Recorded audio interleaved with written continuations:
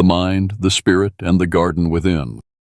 We are full of energy, powerful and limitless, but that energy flows through forms, our mental states.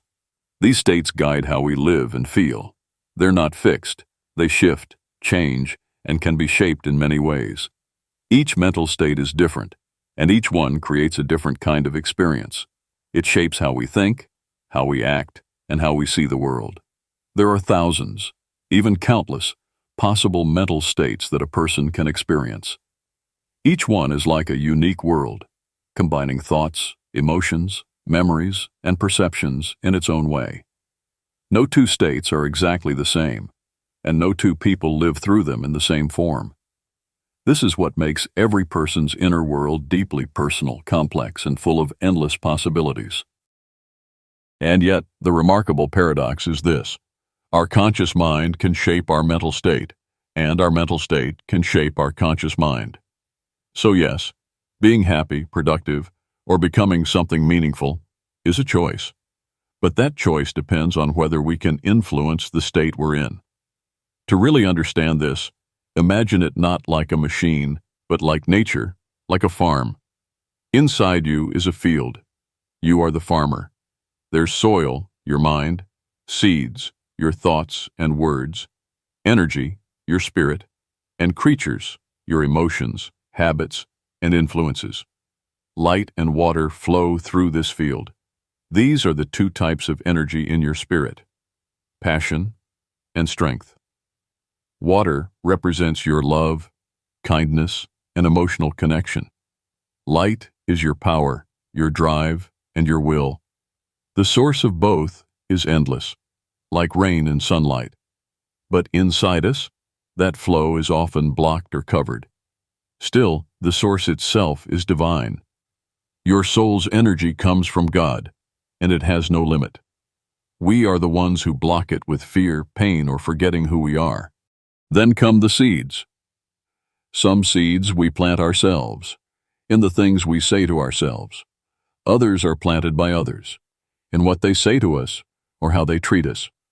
Every thought, every belief, every compliment or insult is a seed. As those seeds grow, they begin to use up our energy. Some take up love and strength to grow weeds, like fear, jealousy, or sadness. Others use the same energy to grow trees, like peace, courage, and clarity. And soon, your inner field becomes your outer life, a calm, peaceful space, or a messy, confusing one. But that's not everything. Different plants attract different creatures. What grows inside you will decide what kind of inner world you live in. Some creatures are dark and harmful. They feed only on bad seeds and unhealthy plants. They grow strong in sadness, fear, and pain, and drink from stagnant, unguarded wells of your spirit. Other creatures are kind and bright. They live off good thoughts, truth, and love. They bring balance, harmony, and joy. So your inner world could become a garden of peace, full of wonderful creatures and light, or it could turn into a land of sorrow, where the farmer, you, is trapped by what's grown there. A place where sadness fills the air, and everything feels heavy and stuck. And here's the truth. You, the farmer, can still change things. You can water, cut, remove, or replant. But the earlier you take care of the field, the easier it is. The longer you wait, the harder the roots grow, for good or bad. Your unconscious mind, the part you don't always notice, is where all this grows. You can guide it, but only if you care for it over time. If you ignore it, it controls you. If you care for it, it becomes your greatest source of strength. This is just a glimpse, just the surface of something deep.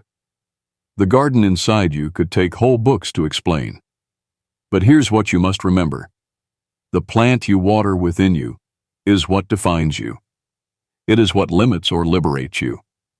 Once you realize this, you hold the key to unlocking the infinite energy within. What becomes clear after seeing the full picture is that we don't live with just one inner state or environment. We live with thousands. Each person holds a vast field of possible mental conditions, emotional, spiritual, and psychological patterns that shift from moment to moment. Some are calm and open like clear skies. Others are dense, heavy, or stormy. Some bring life, others quietly destroy it. And no two people experience these states the same way. We are not built on a single default. We are built with endless possibilities, each one a doorway into either chaos or peace. The role of the conscious self, the farmer, is not to freeze things in place, but to tend to the ever-changing garden within, to know what is growing, what is feeding on what, and what must be rooted out or lovingly grown. In that diversity lies both the risk and the gift. Our inner world can become a heaven of balance, or a prison of imbalance. And this is exactly the place where divine wisdom speaks. The Quran puts this truth in perfect words. By the sun and its brightness, and the soul, and he who shaped it, and showed it what is wrong and right. The one who purifies it is successful, and the one who corrupts it is lost. Surah Ash-Shams, 91:110. And again so beautifully. A good word is like a good tree. Its roots are strong, and its branches reach the sky. Surah Ibrahim, 14:24. But a bad word is like a bad tree, pulled from the earth, with no roots to hold it. 14:26. Good land grows plants by God's permission, but bad land gives little, and only with trouble. Surah Al-Araf, 7:58.